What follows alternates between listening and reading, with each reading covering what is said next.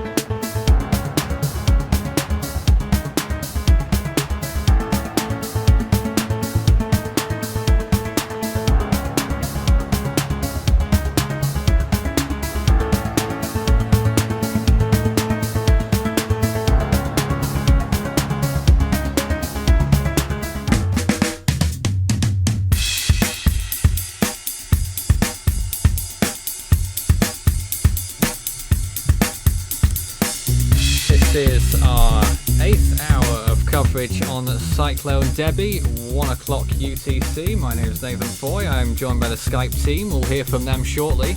But we've got the latest on Cyclone Debbie. Severe Tropical Cyclone Debbie, as the Bureau of Meteorology call it. Category 4 still on the Australian scale. Likely, well, we're still asking the question. Has it made landfall? Hasn't it made landfall? We're going to find out pretty soon, I think. But it's extremely close to Airlie Beach and these areas near the landfall, what we anticipate will be the landfall zone. In the last hour we had winds recorded of 142 knots gusts on Hamilton Island, which I thought was remarkable. But this storm right now, according to Force 13's latest SAT ops, you just saw it, still 120 miles an hour, 946 millibars, CDPS stage 5, a severe storm capable of causing huge amounts of damage, particularly near the centre. And you've seen from those wind speeds, 103 knot wind speeds sustained earlier on Hamilton Island. This storm means business, and we'll be keeping you up to date on the storm. Well, we said up until landfall. We still don't know whether it's made landfall, but we'll get to that soon enough. The warnings we've got to tell you about extend from Lucinda in the north to St Lawrence in the south, including all those points in between: Townsville, Ayr, Mackay, Serena, Bowen, Airlie Beach and the like. Inland warnings in effect for Charters Towers, Ingham, Pentland, Mount Coulon, Moranbah and Collinsville. So a large area of warnings right now, and obviously we'll keep on top of any new information. Let me just see if I can tell you how far it's moved in the last hour. Well, the Bureau of Meteorology say that it's still moving southwest at 6 kilometers per hour. David? It's increased to 9 kilometers an hour, moving southwest. Oh, I just looked. I thought that was the update I was looking at, but clearly not. Picked up speed, Nathan. Well, that means landfall's coming sooner. No. No? What do you mean, no? Well, you got the screen share? We'll have a look at the severe weather warning. We had it earlier, but we don't have it now. Well, just give me a minute.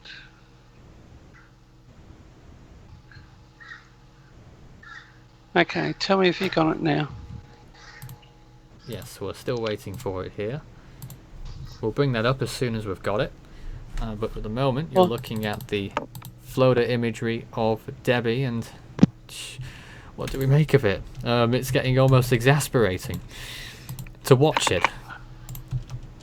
And in the meantime, for our viewers, the Weather Bureau has updated their severe weather warning for destructive winds. The warning is now the Capricornia, Wide Bay, Burnett districts. As stated, severe tropical cyclone Debbie continues to track west-southwest towards the Queensland coast, expected across the central coast early this afternoon as a Cat 4. Bands of thunderstorms are expected to develop well to the south of the storm, the cyclone, and are likely to move onto the coast and adjacent inland areas between St Lawrence and the town on 1770 through today. These thunderstorms may produce localised heavy areas of destructive winds, gusts in excess of 125 kilometres an hour within the warning zone. Locations which may be affected include Gladstone, Rockhampton, Yeppoon, Marlborough, St Lawrence and the town of 1770. So the warning area creeps further south. Nelson, someone was asking about the tornado situation. I don't suppose you've got any news on that at all in the United States? Unfortunately, I do not. I will take a look at it. I just want to make some observations about the 1 hourly rainfalls from the Bureau of Meteorology. The Bureau pump station has received 12 millimeters. The Ida Creek area has received 13 millimeters. Clark Range 2, 14 millimeters. These are just in the last hour. Right. Hamilton Island, 12 millimeters of rain. As for the tornado situation, I will take a look at it. I'm going to have you, Carrie, talking for a while while I dive into it. Some issues there. Lots of trees down in particular areas of Tennessee, even in Louisiana, actually. One or two locations. Nelson State, of course, and Kentucky. Quite a few trees and power lines are down in mainly Tennessee and Kentucky and Alabama. One tornado report confirmed so far. That was some hours ago in Madison County, Tennessee. But we're not going to be covering that too much this morning, as the storm, as Cyclone Debbie is our main feature, and is, it's making landfall. It's in the act of making landfall. Whether it's done it or not is, well, ultimately, as Nelson says, quite often it's a bit of a moot point. But the effects are, of course, being felt. All right, Nathan, just very quickly, along the I-49 corridor, I'm sorry, not I-49, I-20 corridor in Mississippi, northern Alabama, northwestern Georgia, central Tennessee, and western Kentucky are all under severe thunderstorm warnings, or severe thunderstorm, well, they're all under severe thunderstorm watches. I'm sorry. There are a few severe thunderstorm warnings issued for counties in Mississippi, eastern Alabama, southern Tennessee, and one in eastern Kentucky. Please refer to the NWS for warnings on that, because I will not be tracking them. But that is the current situation in the U.S. Southeast. David, how about that screen share you were trying to get up for us? Okay, I'll just switch computers, and you should have the radar on the screen. Not yet. Not yet? Apology. So we'll have to go back out, and here it comes. Hopefully. I'm not sure it's working so well, David. It's not coming up here. You haven't got it?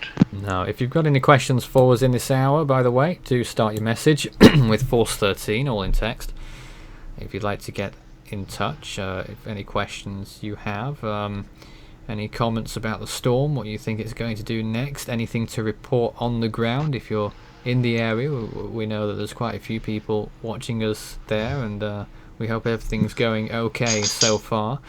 And David, of course, watching from a little bit further afield in southern Queensland, I think it's fair to say.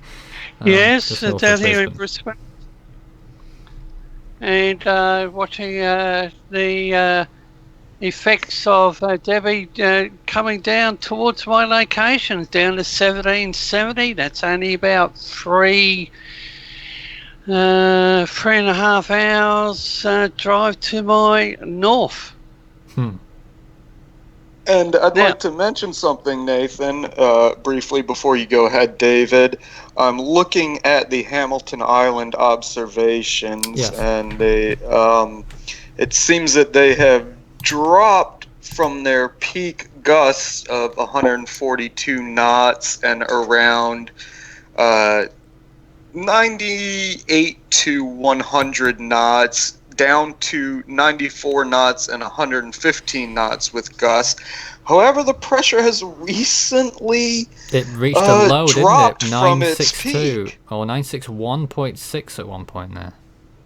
Yes, 961.6, but it's interesting how the pressure has risen, yet the wind. Well, if you look at the gust, on the highest gust, you have 968.1, and it's 964.5 now with lower gusts. So this is quite enigmatic. Well, the strongest part of the eye wall isn't necessarily in the deepest part of the storm now, is it? Very true. But I'm sure that there'll be some sort of explanation for that, if only we had satellite imagery that had a 1 meter resolution or something. One day, when we're old men, Nathan. I'm not sure what is the resolution like now. I know that we've always had 1 kilometer resolution quite often. I'm not sure what Himawari 8 does, but that's a technical issue. The storm is pretty much well, David, I don't suppose have you tried the screen share now that you've returned on? We need to see radar if we can, don't we? I'm trying the screen share. Have you got it? No. Nelson, you got it. Let me take a look, David. And Nathan, just to answer, David, I do have your screen share if you are showing the Mackay radar. You might want to zoom it out a little bit if that's where it is. But Nathan, to answer your question, the Himawari floaters that are on this are half a kilometer in resolution. Right, I thought it would be something like that. So not bad. Okay, excellent. Well, we'll try and get those technical problems with the screen share sorted out. I don't know whose problem exactly that is, but never mind. But we've still got the storm visual there that you can see on the satellite loop. I believe we are rejoined by Nelson at least. And Orlando. You beat me to it. Orlando, hello, welcome back. Somewhere. And David, hello. Hi. Try again now, and if it doesn't work, you'll have to, go away or something. I don't know. Outsource it to me, David. Maybe it's just that. Maybe it's a little signal that you've had a long enough stint here at the live event. But there you go. All right, we're going to put it to a poll in the Force 13 chat room. Has David been here long enough? I am looking at the Force 13 chat room right now. Right, Nelson, quiet. It works. Thank you. David, go ahead. But this is a test. Okay, now this is the latest Mackay radar through the Bureau of Meteorology.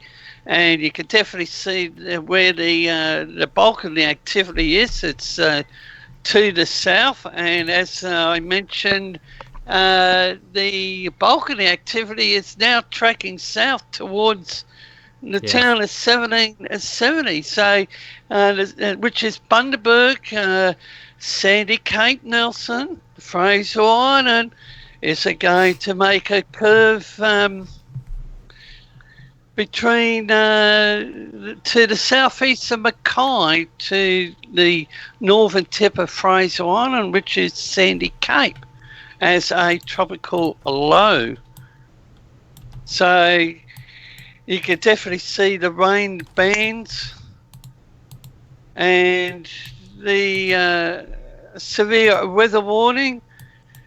Bands of thunderstorms are expected to develop well to the south of the cyclone, right down to the town of 1770.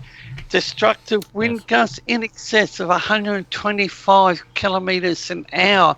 So, Nathan, Debbie, the wind field is tracking south. Would I be correct to put it that way? Well, it would appear so now, wouldn't it?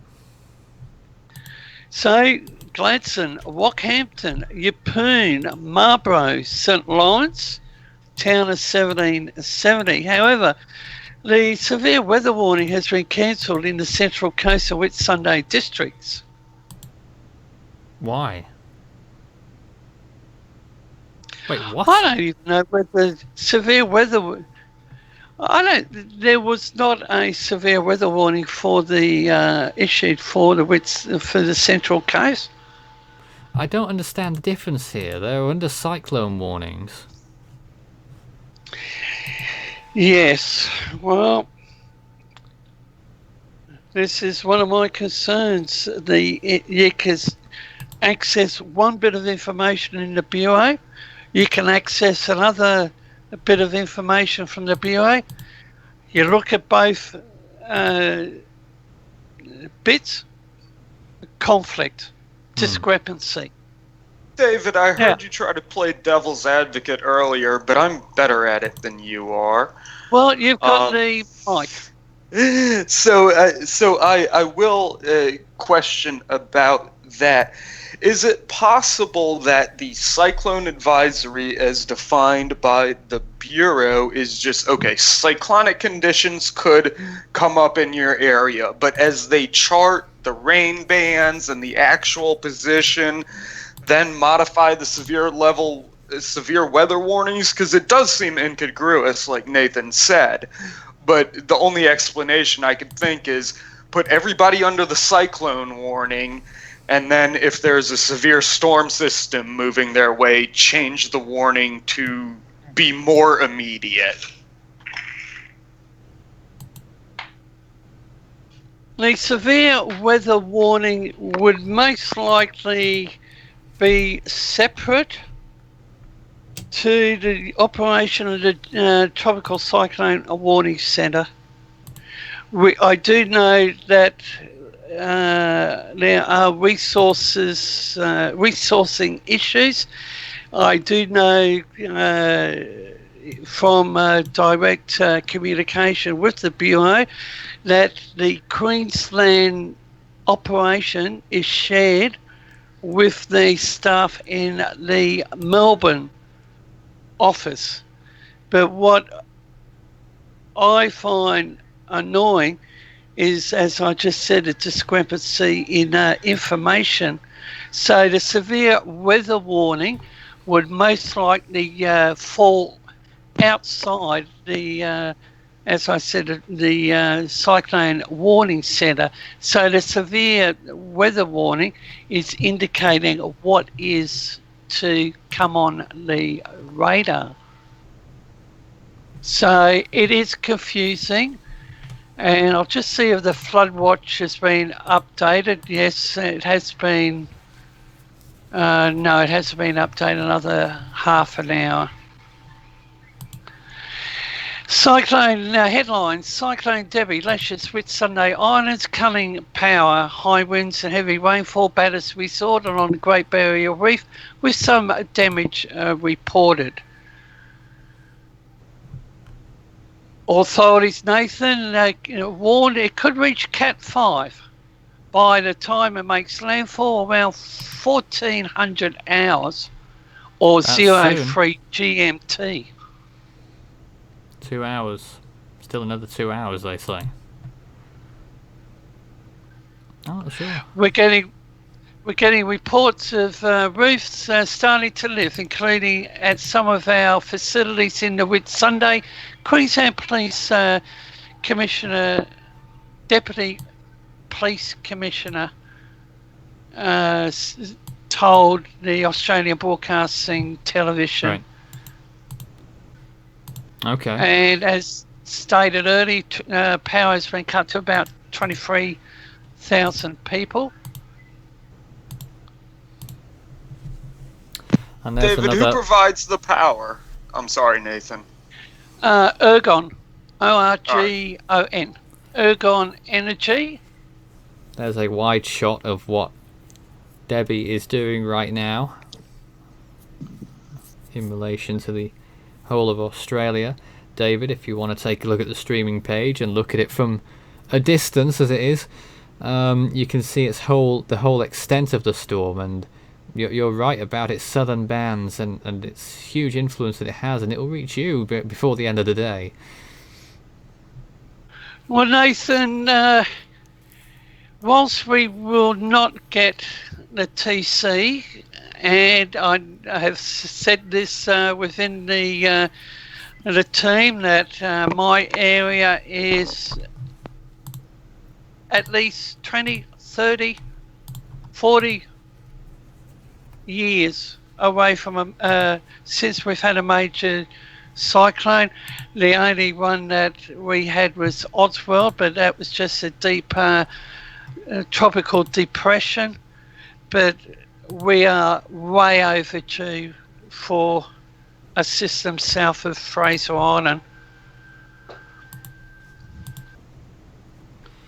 And I believe we have another still image that's been provided to us by our technical wizard over there, Jason. There it is. A close-up of the storm's eye. And it looks rather curious towards the southwestern side of that eye. Is it open? It looks to me as though it is.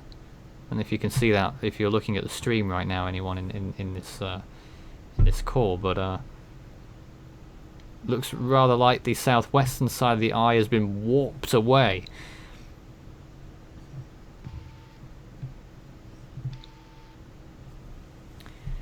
But there it is nonetheless. And now we'll return to David's imagery, because there's the warning. Oh, there's a dog. There's the warning map from David. It'll be Category 2 over Collinsville, and it will be downgraded to possibly Cat 2 at 11 p.m. tonight.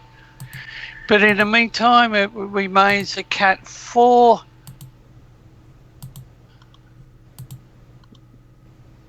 And I think it's 1 p.m. remains Cat 4 at 1 p.m. Or Cat 4 White 3 till 11 p.m. tonight.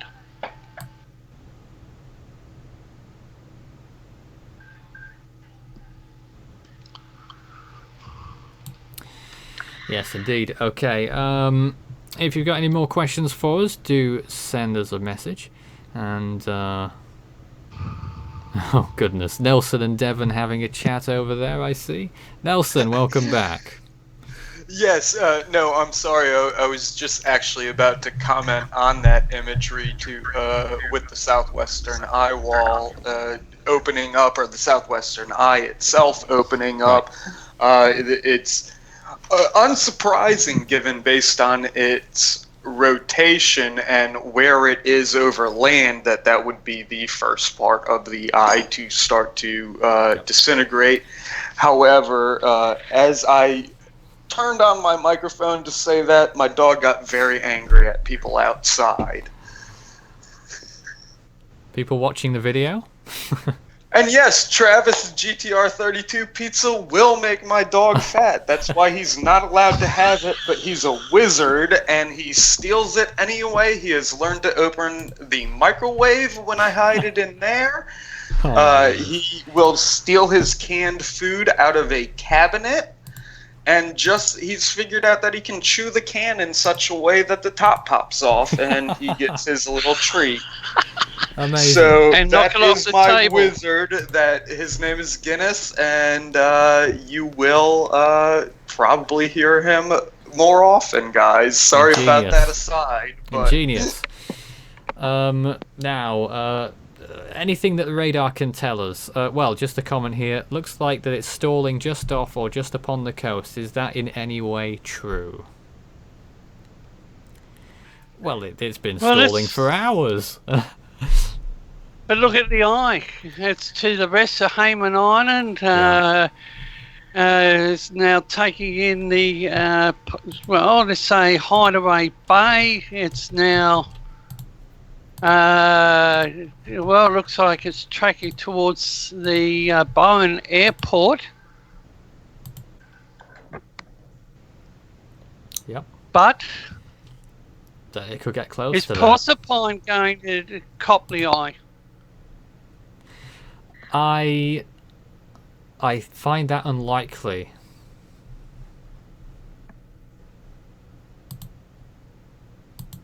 I don't know what you think.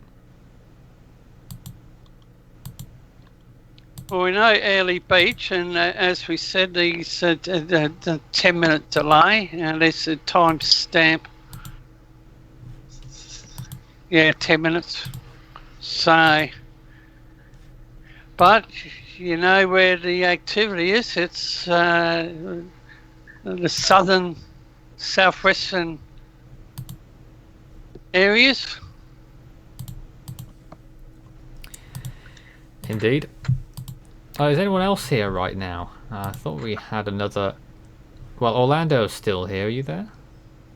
Hello. Oh, hello. Now, you were here a few hours ago, and... has anything changed from your perspective on this? Well, nothing really has changed other than the fact that the storm is taking its sweet time to make landfall. Certainly is. The Yeah, storms of this year are playing games with us, aren't they? They sure are. All taking forever to make landfall.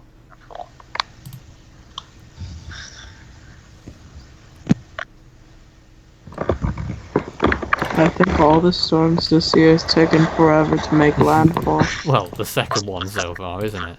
In Arwell, took an extremely long time to do that.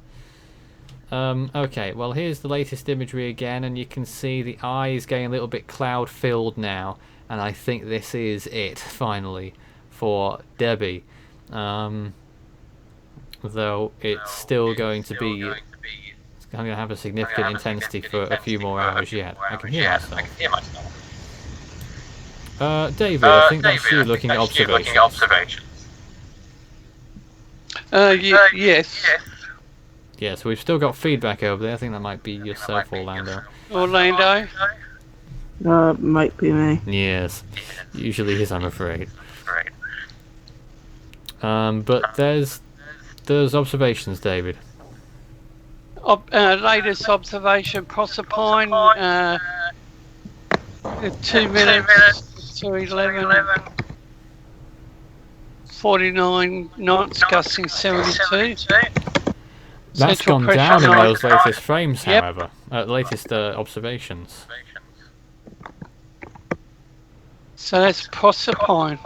Does that mean a change in direction or weakening? I don't think you can tell much from that, to be honest. The pressure's held firm by the looks of things, so maybe the storm hasn't really moved much closer to Proserpine in the last. Well, how long was that? That wasn't much. That wasn't a big time frame, was it? So you can't really take much from that.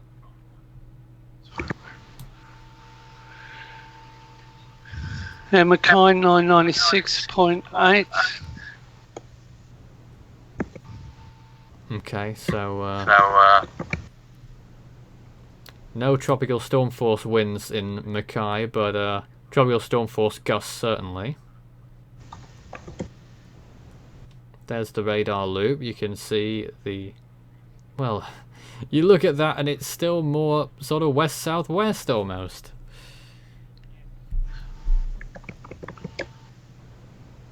But the central pressure for Proserpine contradicts that. I guess.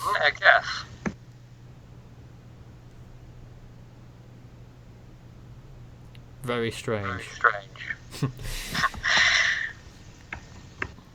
Well, we're coming up to half past the hour, so I think at this point we'll take a look at one of the other pre-prepared documentaries that we made. Very short little mini clips that we compiled ahead of the show. And I thought that people might like to be interested in more about the history of the cyclones, and 5 other cyclones in particular that made landfall in Queensland in this particular stretch of land between St Lawrence, the area, and further north towards Innisfail. And you'll take a look at those 5 of them now here.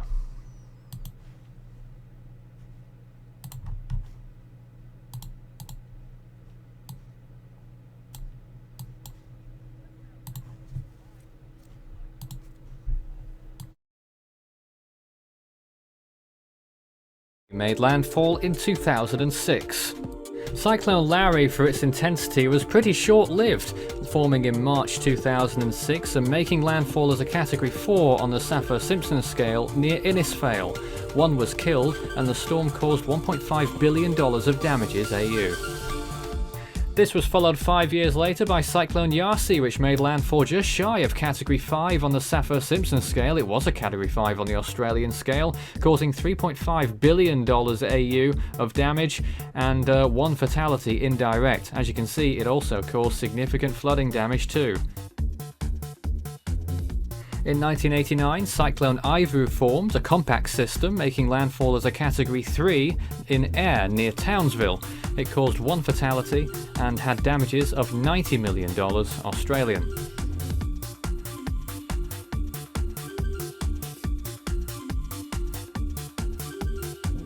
In January 1918, a storm devastated Mackay, a Category 3 we believe, but it could have been stronger, with a pressure of around 932 millibars at landfall, killing 30 and causing severe damage. And finally, the most recent one, Cyclone Marcia, which made landfall with winds of 130 miles per hour or higher, Category 4 on the Saffir-Simpson scale, Category 5 on the Australian scale. Didn't kill anyone, thankfully, but it did cause 750 million Australian dollars of damage. So, those are the 5 strongest storms to have made landfall in this area, and it looks like Debbie may well be joining them soon. Stay safe. Indeed, so that is a short little clip that we made. Now, let's get the latest. Well, not much else to say at this point, but there's Cyclone Debbie. We believe Debbie has made landfall unofficially as a Category 4 storm on the Australian scale.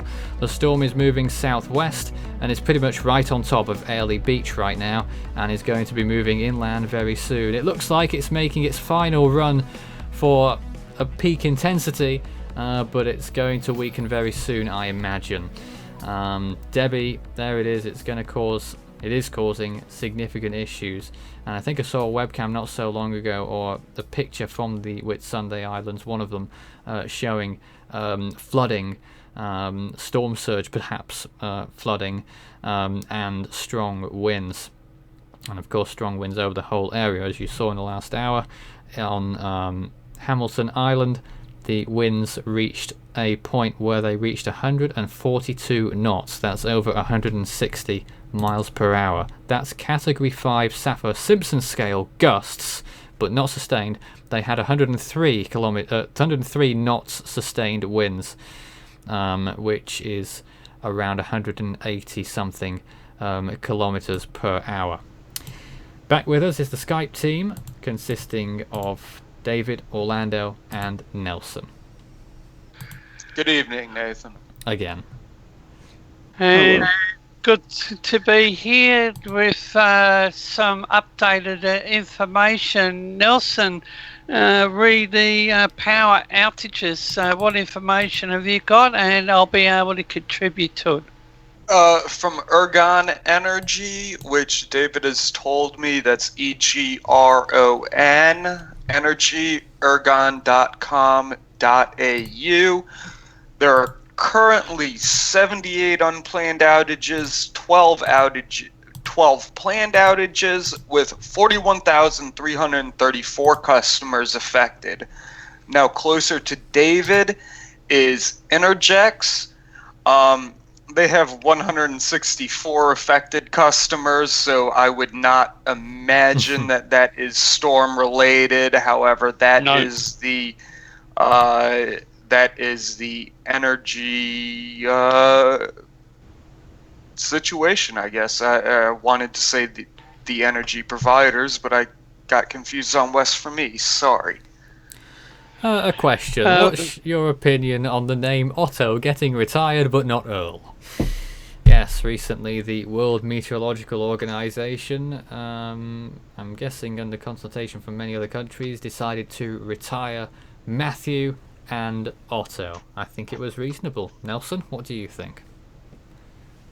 Obviously, the retirement of Matthew was reasonable. Otto, you have to remember how even a less severe cyclone in terms of intensity affects the land, the economy, and things like that. And so based on what the WMO usually does, I don't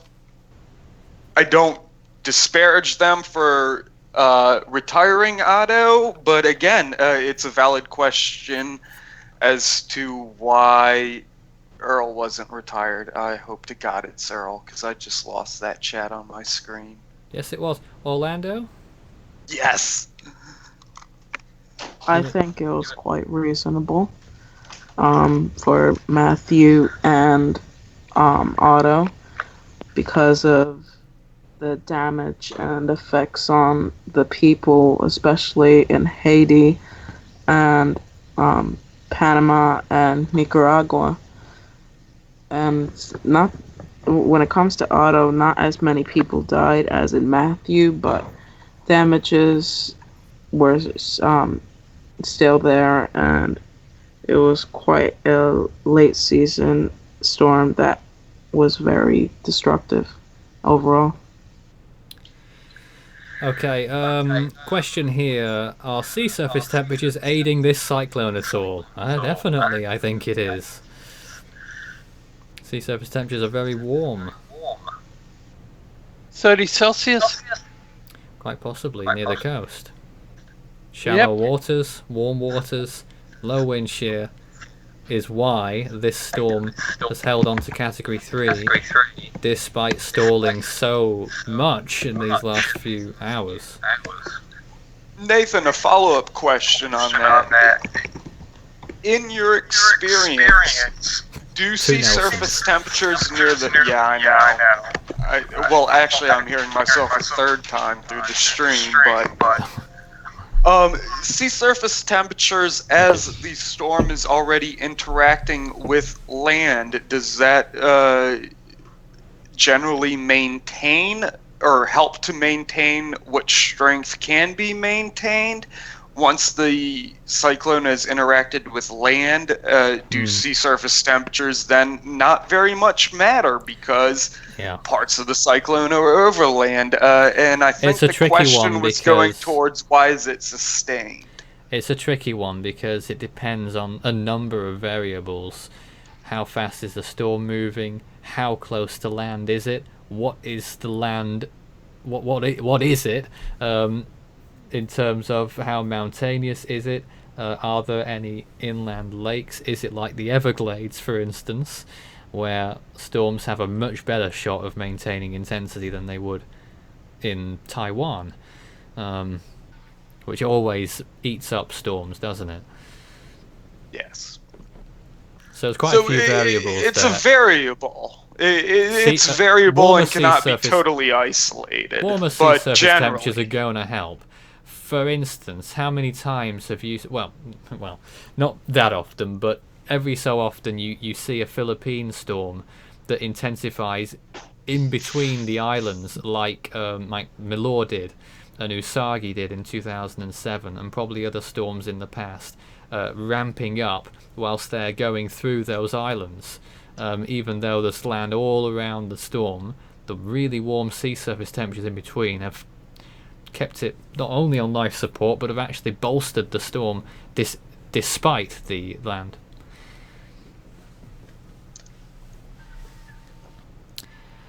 Nathan? Yes. What criteria does the WMO have for retiring a name? Yeah, well, I think What's their ultimately, Nelson may know more than this than me, but as far as I'm aware, the countries go to the WMO, say we want this storm retired, and usually they oblige. Actually, David, if you do search regarding the retirement of the names online, I don't have access to it just at this moment because I'm a little busy with something else. However, you will see that there is a picture of the members making up the WMO raising their hands in a vote to retire the names. So if you pull up that article and picture, I think you can get a lot more insight. And I will be back momentarily. All right. And David, here's a question for you when it comes to Australian storms and retirement. I saw a comment a little earlier, quite some time ago, and I thought, yeah, storms get retired very easily in Australia. Do you think that's right, or do you think they need to have a stricter criteria for retiring storms in Australia? I'll have to take that one on notice. Because I am learning, but a very good. I mean, it's pretty much a sure thing already that Debbie's going to get retired, possibly legitimately, well, reasonably, but lots of storms have been retired for doing next to nothing. Yes, there's so much information that one can obtain access. The history of tropical cyclones in hurricanes in any basin. Yes. And Nathan, I'm looking forward to some weather other than having the humidity and the sun, because my HQ, it is very hot. And 4 hours up the road, it's starting to deteriorate. Yeah, just some new information from Hamilton Island. Wind gusts are back up to high numbers again, 120 mile an hour gusts, after briefly sinking below 100 knots, 115 miles an hour in the last half hour. Just about holding on to Category 1 Saffir-Simpson scale wind speeds. Category 3 conditions being experienced there now. It was Category 4 conditions earlier, but the storm has certainly relented a little bit on Hamilton Island, but still hurricane force winds. And David, when you were talking, I think we haven't really picked up on Hamilton Island in the point of where the storm passed closest. No one's really looked at the wind direction, have they? And you'll notice that at 9:41 the wind direction was east-southeast, and at 9:42, 1 minute later, it was northwest. So that is pretty conclusive as to when the storm passed over, and it's been west-northwest and now west, and it was southeast and east beforehand. So it's quite clear that the closest part of the storm passed closest to Hamilton Island at around 9:41 or 9:42 a.m. And that was quite a bit before they recorded the lowest pressure. I'm just thinking, Nathan, that for those that want to access the observations, I'll have to get in quick because the Bureau don't keep it on the observation page. As you know, Nathan, you and I have discussed the monthly review and the monthly report, and we've noticed that quite a bit of information is left out. So I'll have a look at that and see what picture I get. So the winds on Hamilton Island have decreased overall. but there has been a small increase in the last few minutes, and it's probably going to continue the downward trend as the centre of the storm, we assume, is moving away. I think at this point we've been on the air for 8 hours nearly, and I think we're going to be concluding the live stream at the end of this hour, David and Nelson. Yes. Now, after that, we'll be resorting back to our normally scheduled updates that we do on the Force 13 channel. If you're not familiar with us, now might be a good time. We did 7 updates on Debbie before we did our live stream, whilst the storm was developing, and we'll be doing more updates on the storm after we finish this live stream in 15 minutes. The next update will be pretty quick after we've done this stream. That will be at 3 a.m. UTC, so that is 1 hour after our live stream finishes. There'll be a new video on the channel with the latest on Debbie, and it's probably going to be a landfall bulletin or something of that description, and then we'll be doing 6 hourly updates after that. I think David will be doing the one after that if he so feels like it, and then I'll be back for 15 UTC. But I feel that we here at Force 13 are most useful in the phase immediately before a landfall, when people are at times confused and they don't really know what to expect or what the storm's going to do or how they should react or prepare and whatnot. We can cover the effects afterwards, but I feel that we do the before part a lot better than the after part, if you guys agree. I think that showed quite a lot during our Matthew coverage last year. Well, what we need to do to improve the after part is to get those people who enjoy the Force 13 live streaming service and what we do, who are in affected areas, to contribute. Go out and take pictures. Go out and take videos. Show us what you have. Oh, obviously. No, you gotta have that disclaimer, Nelson. You would know. Yeah, well, of course. You said aftermath. But people could misconstrue that as like after the 1 minute after landfall becomes aftermath. Very true. And as you know, I, as well as anybody, should know how to parse that speech. Indeed. So thank you for the call. You're welcome. But in these last 15 minutes or so, I don't know if you guys would like to bring up anything that you've wanted to bring up all evening.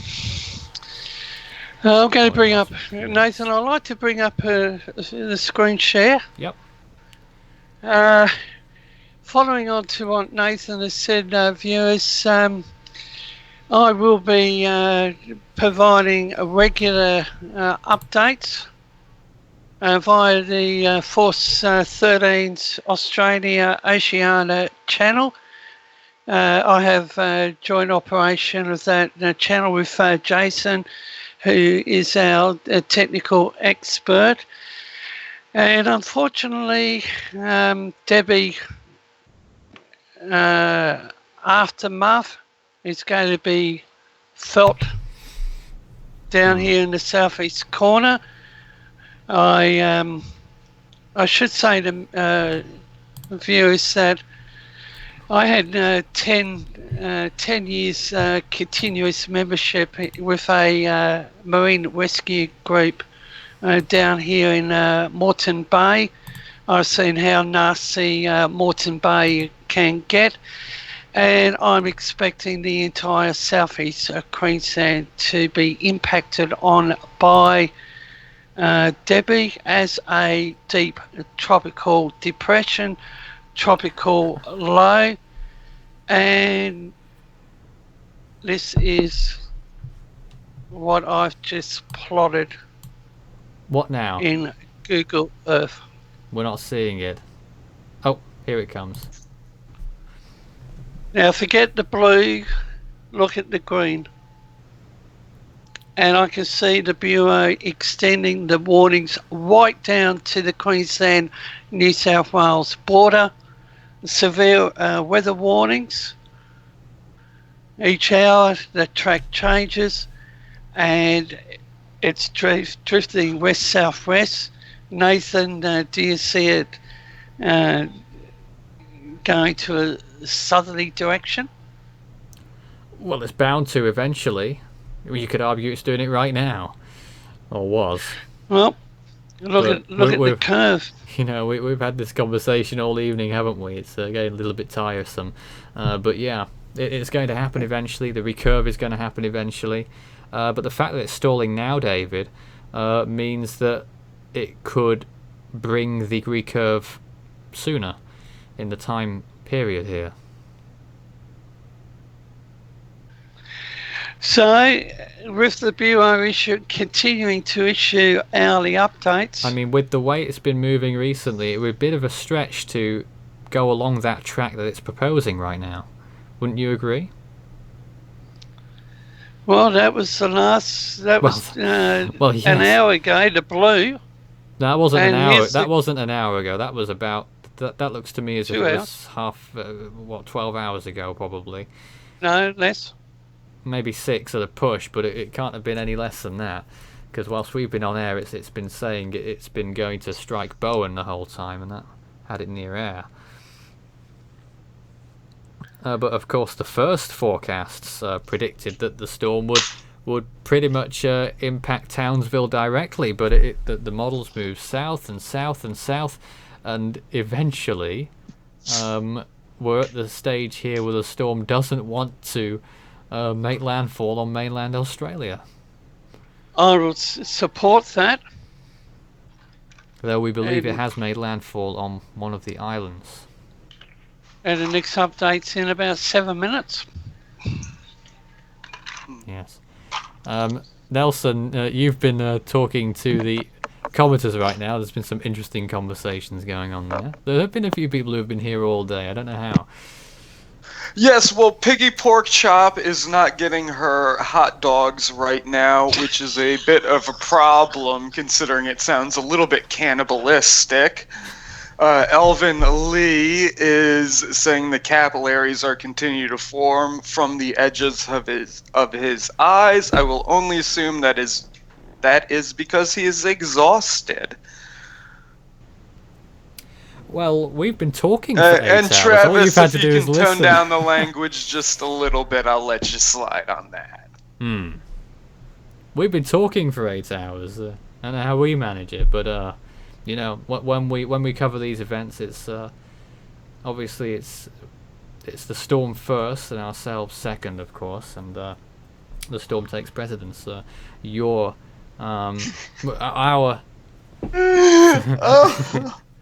I do apologize to you, Piggy Pork Chop. For some reason, I just had Miss Piggy in my mind. I am so very sorry.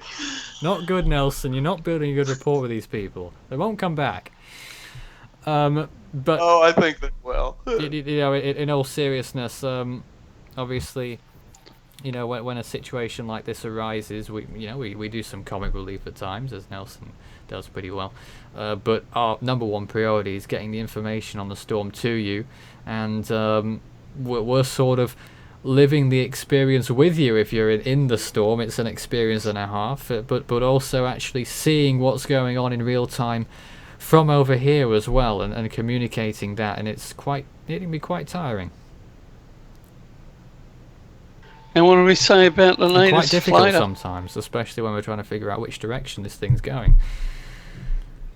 Which in the latest Nathan, looks like south-southwest. And you've indicated some of the jokes in the comic relief, and it's fun, especially as we're about to close the stream. But we cover these situations because they are incredibly important and they are life-threatening. Some of us have experienced them. Some of us are learning about these storms, and some people who view us are going to be impacted by them. So we just hope that we've done something to help. Obviously, any jokes do not lighten the severity of what is actually going on. it streams for a long time, and though I haven't been here a long time, I've been streaming this into my ears all day at work. Some of us do have day jobs, so we do appreciate everybody who's been with us, and we appreciate your trust in us and that you have enjoyed this information that we've brought you, and hope it has done you well in whatever capacity. David, a final note from you, please. Well, the entire area south of Proserpine, right down to northern New South Wales, can't escape the rainfall totals that the Bureau has put out via their latest rainfall outlook. The daily forecast is updated every 12 hours. But Nathan, I'm looking at rainfall above 200 millimetres. Okay. Well, I think that's a wrap from us this evening. Guys, David, Nelson, and everyone else who's been on our stream throughout the last 8 hours, thank you very much for your company. And I'm sure we'll be seeing you again soon. But here on Force 13, no, you don't want to look at that. Here's me, and me saying goodnight probably might be quite helpful to do. Where's my webcam gone? Well, I've only got this wide webcam. I thought I'd have the other one there, but here I am talking to you. In any case, you can follow Force 13 on Facebook and Twitter. Search Force 13, all in text, if you'd like to get in touch on there or do some posting. We've also got the Force 13 International group on Facebook as well, if you'd like to get more involved in the actual chat that goes on. And of course, we've also got many other outlets such as Skype at Fool13, all in text, not all in text, FOOL13 is the Skype handle, and at extension 9094 on Discord for tropical weather chat at any time, and with other storm watchers and the like.